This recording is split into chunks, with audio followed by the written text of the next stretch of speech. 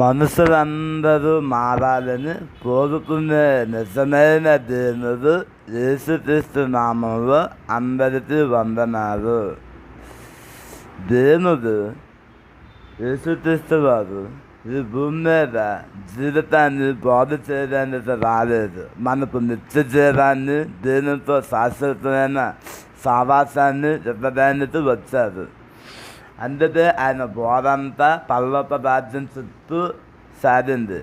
మనం బతికిన 60, 70, 80 ఏళ్ళు జీవితం బాగు చేసుకోవాలి అనే తాతంతా తర్వాత బతికే జీవితం కోసం ఆయన ఒక బోధలు సాగేది.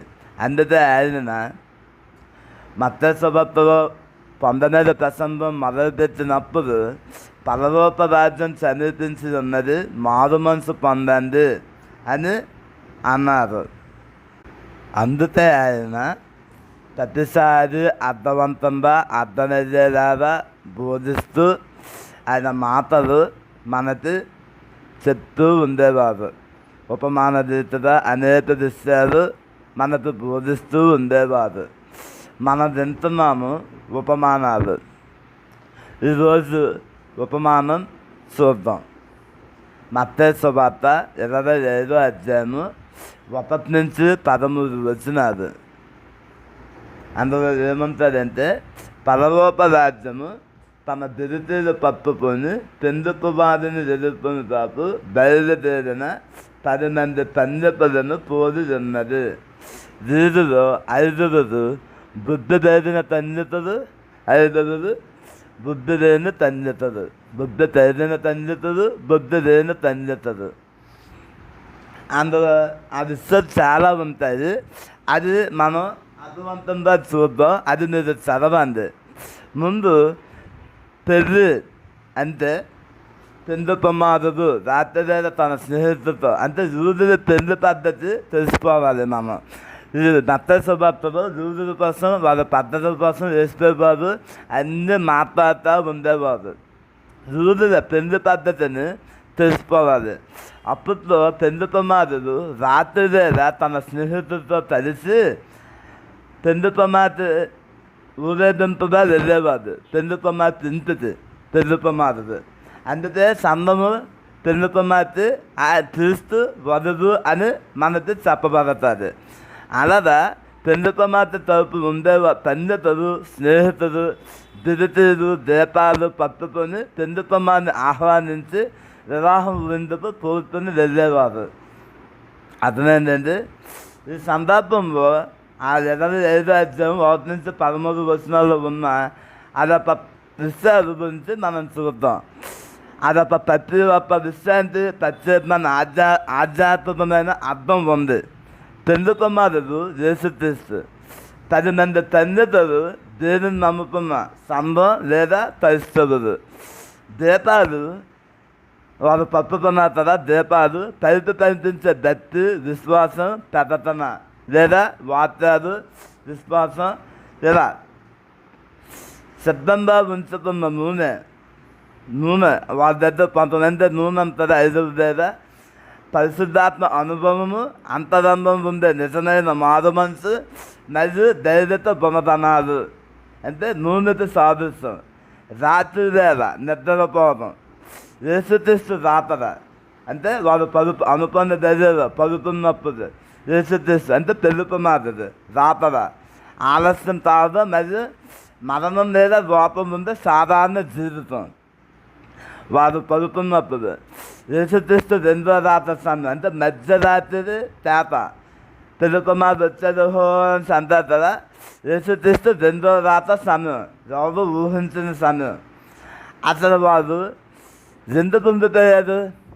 5 ఎందుకు వెళ్ళారు? ఆ విషయాన్ని మనం గమనిస్తే అది చదువుతున్నప్పుడు చాలా జాగ్రత్తగా, ఇది మనకు ఎంతో హెచ్చరిక. మన విశ్వాస జీవితంలో, మన పరిస్థితి జీవితంలో ఇది మనకు ఎంతో హెచ్చరికగా ఉంది. ఇది ఒక 25వ అధ్యాయంలో ఉన్నది. అంటే ఆయన సిలువు తిరిగితే దగ్గరలో మళ్ళీ నేను రాబోతున్నాను, నేను సిద్ధంగా ఉందని అని ఆయన ఎంతో వేదంతో ఆ ప్రజలకి, శిష్యులకి, ప్రతి ఒక్కరికి, ప్రతి ఉపమానంలో ఎంతో భారంగా చెప్పిన విషయాలు. ఆ రోజు వారు దాన్ని దేని తాతంతా తీసుకున్నారు. ఈరోజు మనం కూడా అలా తీసుకొని వాళ్ళ ఉండబోదని దేని ఎంతో ఆశపడుతున్నారు. అసలు వాళ్ళు ఎందుకు ఉండిపోయారు? అంత కష్టపడి అన్ని రెడీ చేసుకొని వెళ్ళారు. నిరుపు కూడా ఉంది, కానీ ఎక్కడో ఏదో వాళ్ళు ఆపేసింది, ఏదో వాళ్ళు నిండేసింది, ఏదో వాళ్ళు ఉండిపోదని కారణమైంది. ఏంటది? ఈరోజు మనకి రక్షణ ఉంది, బాప్తిజం ఉంది, సావాసం ఉంది, అన్నీ ఉన్నాయి, కానీ మన లోపల ఏదో మిస్ అవుతుంది. మనం ఇంతకుముందు తిన్నట్టు ఆ పెళ్లి వస్త్రం మిస్ అయినట్టు ఎక్కడ కూడా ఏదో మిస్ అవుతుంది. ఉపమానాలు పర్వత రాజ్యం గురించి అన్ని ఒకదానికొకటి దింటుగా ఉంటాయి. జాగ్రత్తగా చదివితే మన విశ్వాస జీవితంలో ఎంతో హెచ్చరికలు ఉంటాయి. ఇక్కడ ముఖ్యంగా వాళ్ళు తినేసేది ఆ బుద్ధి లేని తల్లి నిండేసింది ఏంటంటే నిర్లక్ష్య ధోరణి, నిర్లక్ష్యం.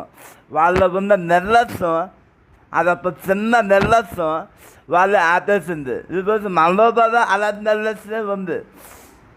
అది ఏం చెప్తుంది? ఆ నిర్లక్ష్యం ఏం అవ్వదే, ఏం అవ్వదే.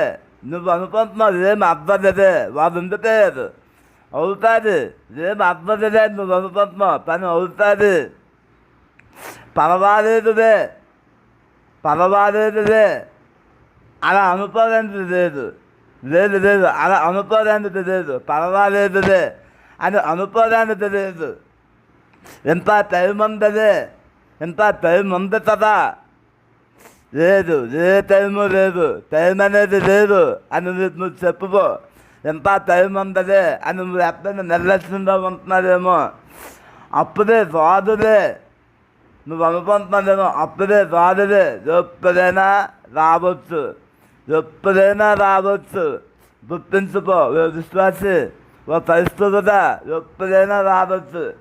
నాకు తెలుసులే. ఏం తెలుసు అయ్యా నీకు? నాకు తెలుసులే. ఎంతోమంది చెప్తుంది మాట, నాకు తెలుసులే. ఏం తెలుసమ్మా నీకు?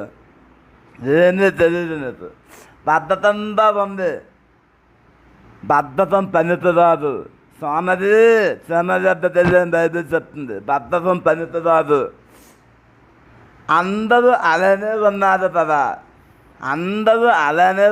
కదా, ఇగో మా పాప, మా నాన్న, మా అమ్మ, మా చెల్లి అని అందరూ అలానే ఉన్నారు కదా.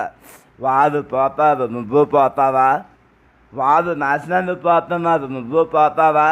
అందరితో మన సంబంధం లేదు. దేని చెప్తున్నారు అది. ఈ నిర్లక్ష్య మాటలు, ఈ నిర్లక్ష్య పనులు వాళ్ళని ఆపేసాయి. మరి మనల్ని ఈ నిర్లక్ష్యం నిన్ను ఆపేస్తుంది, వాళ్ళని ఆపేసింది. ఆ రోజు 5 మంది తండ్రులు అన్నీ ఉన్నాయి ఆ దగ్గర, అయినా బ్యాసిందా ఉన్నాయేమో, లోపల ఉండవలసింది లేదు, అదొక జాగ్రత్త లేదు, అదొక నిర్లక్ష్యం వాళ్ళు తినేసింది. సిద్ధపాటు లేని వాళ్ళ ఉండిపోతారు. ఈ నిర్లక్ష్య ధోరణి నిన్ను సిద్ధపడమవ్వదు. సిద్ధపాటు లేని వాళ్ళు ఉండిపోతారు. ఆయన ఎప్పుడు వస్తారో మనకు తెలియదు. ఈ లక్షణాలు, ఈ నిర్లక్ష్య ధోరణి చాలామంది మనం రోజువారీ జీవితంలో చూస్తే, ఆడవాళ్ళు ముఖ్యంగా కొన్ని విషయాలు అందరూ కాదు, కొంతమంది కొన్ని విషయాలు నీ వంటలలో మీరు నిర్లక్ష్యంగా ఉన్నారేమో చూసుకో. అంటే నీ భౌతిక జీవితంలో, ఇప్పుడు నువ్వు జీవిస్తున్న జీవితంలో నీ పదాలు ఎక్కువగా వాడుతావు. పొద్దు మీద పాలు పెట్టినప్పుడైనా, పొద్దు మీద అన్నం పెట్టినప్పుడైనా ఆ పదరాలేదే పాలు పొందిపోతాయి, ఆ పదరాలేదే అన్నం మొద్దైపోద్ది, ఆ పదరాలేదే పాలైపోద్ది. లేదా ఆ పదరాలేదు నువ్వు బుద్ధి లేని దానిదా. అలాగే మగవారు తన జీవితంలో ఇంట్లో కావాల్సిన అవసరతలు మంచి గృహనిర్వహణే ఉండు అని బైబిల్ చెప్తుంది. ఆయన కూడా అలాగే పర్వాలేదులే. పిల్లలు ఏమైపోతున్నా పర్వాలేదులే, భార్య ఏమైపోతున్నా పర్వాలేదులే, ఇంట్లో పరిస్థితి ఎలా ఉన్నా పర్వాలేదులే. ఈ నిర్లక్ష్యం నిన్ను ఆపేస్తుంది, ఈ నిర్లక్ష్యం ఆదిని ఆపేస్తుంది, నీ పిల్లల్ని ఆపేస్తుంది, నీ కుటుంబాన్ని ఆపేస్తుంది. భార్యాభర్తలో నిర్లక్ష్యం ఉంటే పిల్లలు నిర్లక్ష్యం ఉంటుంది. పిల్లలు చదవకపోతే నేను చదవను, తర్వాత చదువుతానులే, తర్వాత రాస్తానులే. మనం ఏం చెప్తాం? అది పాడైపోతావు, నీ జీవితం నాశనం అయిపోద్ది, నీ బతుకు పాడైపోద్ది. మరి ఇన్ని విషయాలు తెలిసి మనం ఎంతోమంది నిర్లక్ష్యంగా ఉండటంతో కొన్ని విషయాలు మెరుపుగా ఉంటారు. డబ్బు సంపాదించిన విషయంలో, పప్పం పొందే విషయంలో, లోపం ఉన్న పరిస్థితులు ఎన్నో విషయాలు సిద్ధపాటుపై ఉంటారు. తన దేవుడు వస్తున్నాడు, ఆయన రెడీగా ఉన్నాడు, తలుపు వద్దే ఉన్నాడు అని అంటే ఎందుకంటే మనలో అజాగ్రత్త, ఎందుకంటే మనలో సిద్ధపాటు లేదు, ఎందుకంటే మనం నిర్లక్ష్య ధోరణిలో ఉంటున్నాము. గమనించు, ఎవరి బట్టి వాళ్ళదే, ఎవరి నూనె వాళ్ళదే, వాళ్ళ నూనె లేదు, చూసుకోలేదు. పర్వాలేదులే, ఎవరు ఇస్తాలే, తప్పదే తీసుకున్నదే, ఎవ్వరు నీ బట్టి నిన్ను కాపాడుతుంది. అంతవరకు సహించాలి, అంతవరకు బట్టి చెయ్యాలి, అంతవరకు నిలబడాలి. జయపాతి అందుకే తాను నిలిచిన వారు పరిపోతంతో జాగ్రత్తగా చూసుకున్నవాడిని బైబిల్ చెప్తుంది. లేకపోతే బట్టి వాళ్ళదే. నీ అమ్మ ప్రార్థన, నీ నాన్న ప్రార్థన, నీ తాత ప్రార్థన నిన్ను రక్షించదు. నీ ప్రార్థన, నీ సిద్ధపాటు, నీ నిర్లక్ష్యం లేని ద్వారానే నిన్ను కాపాడుతుంది.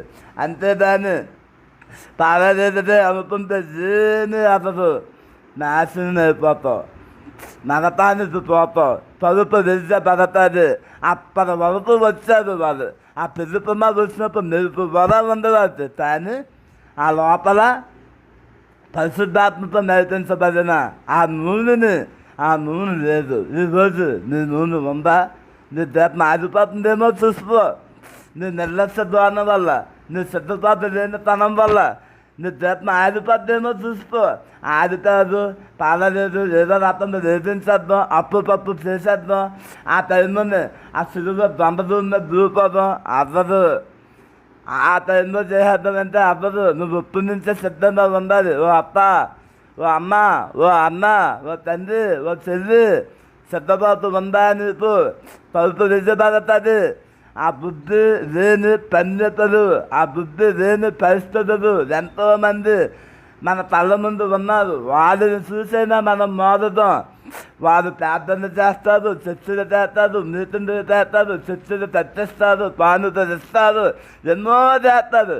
కానీ వాళ్ళకి లోపల ఉండవలసిన ఆ నూనె, ఆ పరిశుద్ధాత్మ సావాసం, ఆ దేవునితో సావాసం, ఆ మెరుపువా, ఆ సిద్ధపాటు వాళ్ళకు ఉండదు. నువ్వు అలాగే ఉంటావా? నువ్వు ఉండిపోతావా? లేదా పెళ్లి ప్రమాదంతో ఆ దిండులోకి, ఆ ఆనందంలోకి, ఆ సంతోషంలోకి వెళతావా? అవకాశం నీదే.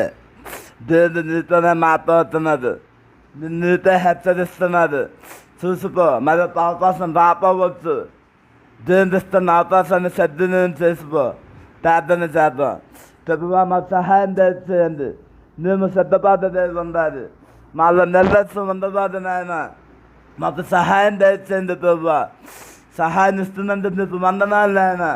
ఇవ్వనైనా మా భక్తి సరిపోద్దని మేము అనుకుంటున్నాం, మరొక ఇది సరిపోద్దని మేము అనుకుంటున్నాం. కానీ వార్తను చదువుతుంటే చాలదు అని చెప్తుంది ప్రభువా. నాయన, బుద్ధి కలిగిన వారిగా మేము ఉండడానికి సహాయం దయచేయండి, బుద్ధి లేని వారిగా మేము ఉండటంతో సహాయం దయచేయండి. మీరు సహాయం ఇస్తున్నా, మీరు అన్నా చదివిస్తూ వేసినామో వెలిసినా తండ్రి. ఆమెన్.